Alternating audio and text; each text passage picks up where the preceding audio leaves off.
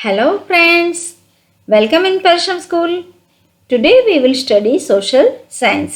आज हम social science करेंगे. Standard 7, Semester 1, Chapter 8. Chapter 8 है Delhi during the medieval period. तो फिर चलो start करते हैं. Bhagwati Ben went to a tour of North India. She was interested in history and so she noted down information about the rulers of Delhi in her diary. This tour diary was read out in the classroom. What was read out is as below. Bhagwati बहन उत्तर भारत के प्रवास में गई थी. उनको history का बड़ा शौक था. उन्होंने अपनी डायरी में दिल्ली के शासकों के विषय में लिखा था. तो फिर चलो इस डायरी को हम पढ़ लेते हैं. Slave dynasty, Ghulam dynasty. The Delhi Sultanate was founded in the beginning of the 13th century. After the death of Ghori, one of his loyal slaves became the commander and established control over the throne of Delhi. Thus the slave dynasty started ruling over Delhi. Though he faced many difficulties in establishing his power in India, he managed to provide a stable administration. He had started the construction of a minar. His son-in-law, Iltutmish, who succeeded him, completed the construction of that minar. This minar, which came to be known as the famous Qutub Minar, is shown in the picture 8.1.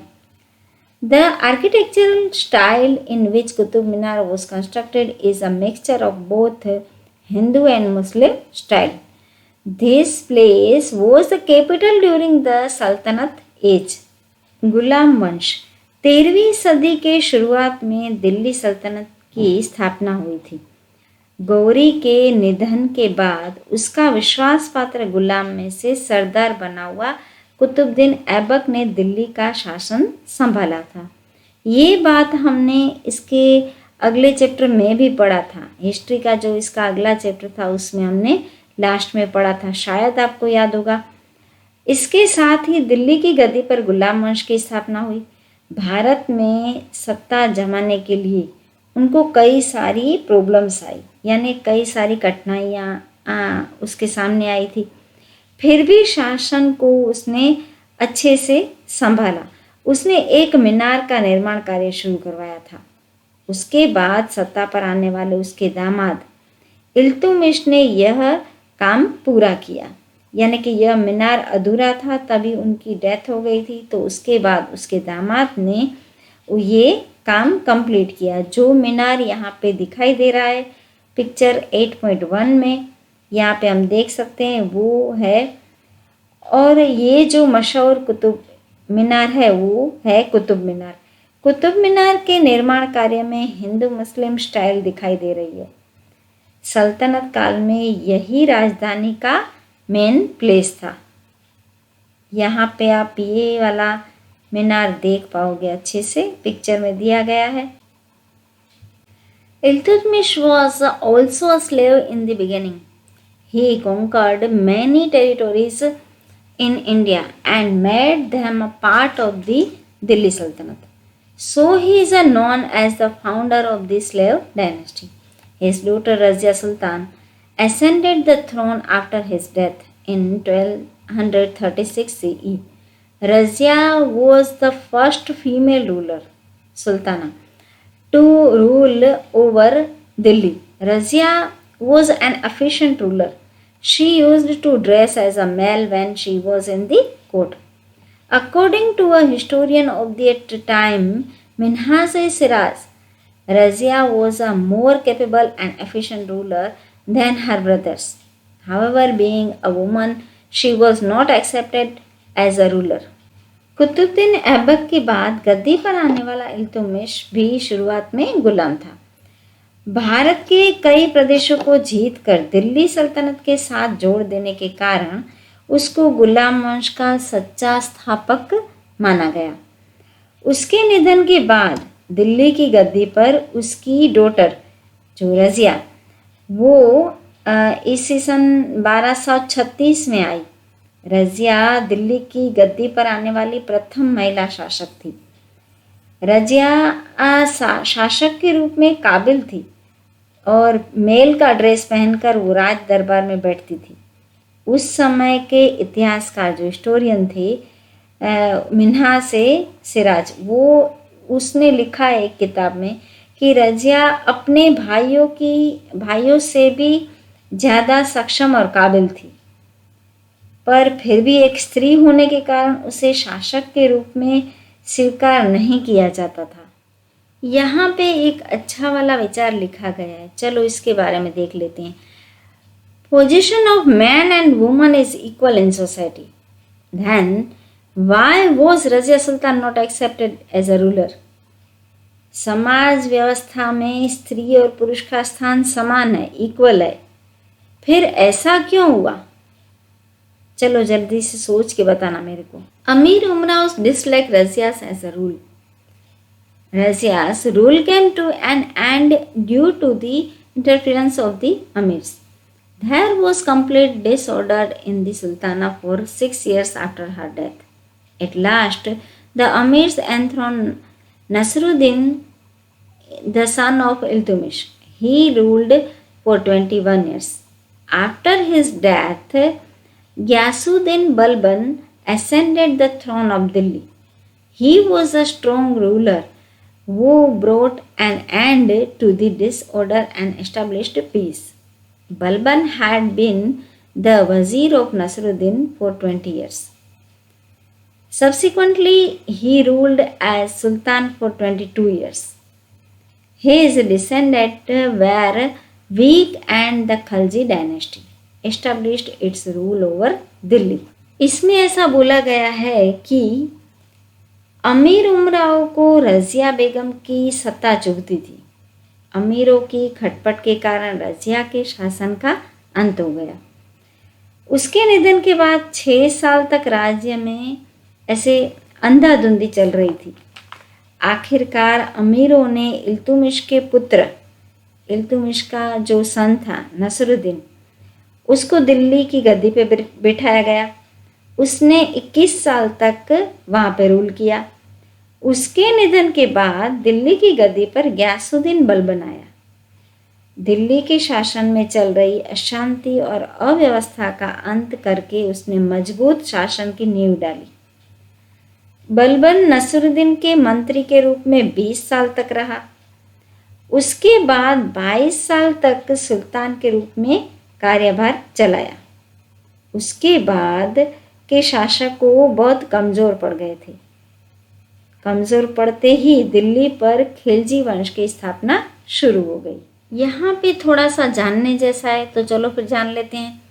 Razia Sultan inscribed on stones and coins that she was Iltutmish's daughter.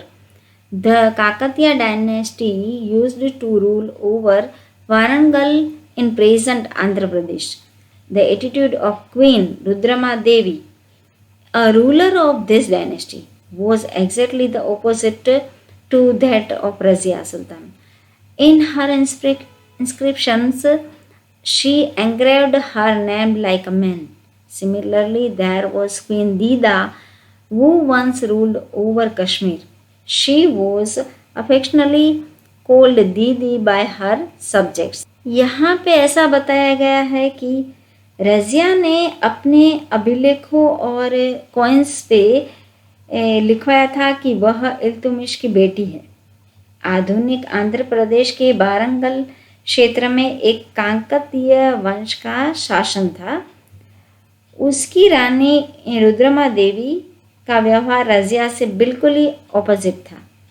Rudrama देवी ने अभिलेखों में अपना नाम पुरुषों जैसा लिखवाया था, यानी मेल जैसा लिखवाया था। ऐसा ही एक कश्मीर की एक रानी थी, उसको एक समय की रानी दीदा के लिए भी है। उसे कश्मीर की जनता दीदी के स्नेह भरे संबोधन से बुलाती थी। नेक्स्ट है Khilji dynasty. Within 4 years of Balban's death, the Khilji dynasty established its rule over Delhi. The Turk community who belonged to Khilji in Afghanistan was known as Khiljis. Jalaluddin Khilji brought an end to the slave dynasty and in its place founded the Khilji dynasty in 1296 CE. Alauddin Khilji, who was both his nephew and son-in-law, overthrew Jalaluddin and became the ruler of Delhi. He was very ambitious. He controlled the interference of ulemas and umraos in the state administration. Alauddin Khilji framed strict laws to control prices. The famous poet Amir Khusro, whose works are well known, adorned his court. There was complete disorder in the kingdom after his death, and the Tughlaq dynasty established its power, replacing the Khilji dynasty. यहाँ पे Khilji dynasty के बारे में बताया गया है. बलबन के निधन के बाद सिर्फ 4 साल में दिल्ली की गद्दी पर खिलजी वंश के शासन का दौर शुरू हुआ. अफगानिस्तान के खल्ज नामक स्थान पर रहने वाली तुर्क जाति को खिलजी कहा जाता था. जलालुद्दीन खिलजी ने गुलाम वंश को उखाड़ फेंका और खिलजी वंश की स्थापना की. ईस्वी सन 1296 में उसके भतीजे और उसके सन-इन-लॉ यानी कि दामाद ने अलाउद्दीन खिलजी ने दिल्ली की सत्ता जलालुद्दीन से छीन ली थी. वह खुद सुल्तान बन गया. वह बहुत ही एम्बिशन यानी कि महत्वाकांक्षी था. उसने राज्य के कामकाज में उलेमाओं और उमराओं की सत्ता कम कर दी. फेमस जो एक कवि थे अमीर खुसरो उसके दरबार में थे. खुसरो की कई रचनाएं फेमस है. अलाउद्दीन खिलजी ने भाव नियंत्रण के लिए सख्त कानून बनाए. उसके निधन के बाद राज्य में अराजकता फैली और खिलजी वंश के बाद तगलक वंश का शासन स्थापित हुआ. अलाउद्दीन खिलजी के दरबार में अमीर खुसरो कवि थे. मैं आपको इनके बारे में थोड़ा सा बताती हूँ. गौरी सोवे सेज पर मुख पर डारे केस, चल खुसरो गर आपने रैन बई बहुदेश. ये अमीर खुसरो ने लिखा है. हिंदी खड़ी बोली के पहले लोकप्रिय कवि थे वो. इनका जन्म 1253 में हुआ था. उत्तर प्रदेश के पतियाली नामक कस्बे में हुआ था. 7 वर्ष की एज में अमीर खुसरो के पिता का देहांत हो गया था. इन्होंने बचपन से कविताएं लिखना स्टार्ट किया था और 20 साल के जब हो गए थे तभी कवि के रूप में फेमस हो गए थे. ये बहुत कठिन है डगर पनघट की, कैसे मैं भर लाऊं मदवा से मटकी. बहुत ही अच्छी कविताएं इन्होंने लिखी है. मैंने तो सिर्फ कविता की 2 लाइन आपको बताई है. उन्होंने कविताओं के साथ मुकरिया भी लिखे हैं. पड़ी थी मैं अचानक चढ़ा आयो, जब उतरियो पसीनो आयो, सहम गई नहीं सकी पर पुकार. ये थी मुकरिया. अभी इन्होंने ऐसे गीत भी लिखे हैं, पोएम्स भी लिखी हैं, मुकरिया भी लिखे हैं, फिर अभी पहेलियाँ भी लिखी है इन्होंने. तो चलो मैं 1-2 पहेली आपको बताती हूँ. खड़ा भी लोटा पड़ा भी लोटा, है बैठा पर कहे है लोटा, खुसरो कहे समझ का टोटा. खड़ा भी लोटा पड़ा भी लोटा, है बैठा पर कहे है लोटा, खुसरो कहे समझ का टोटा. चलो इसका क्या आंसर आएगा? इसका आंसर आएगा लोटा. एक दूसरी मैं पहली बताती हूँ. इनकी लिखी हुई है. एक थाल मोती से भरा, सबके सर पर औंधा धरा, चारों ओर वह थाली फेरे, मोती उससे एक न गिरे. एक थाल मोती से भरा, सबके सर पर औंधा धरा, चारों ओर वह थाली फेरे, मोती उससे एक न गिरे. चलिए बोलिए क्या आंसर आएगा? आप सोचो. ऐसी हजारों पहेलियाँ, मुकरिया, गीत आदि अमीर खुसरो ने हमें विरासत में देकर गए हैं, जिनसे उनकी हिंदी आज भी समृद्ध है। चैप्टर नंबर 8 हम यहाँ तक ही करेंगे। आपको समझ में आया, आपको अच्छा लगा? Bye, take care. फिर मिलते हैं कुछ नया लेके।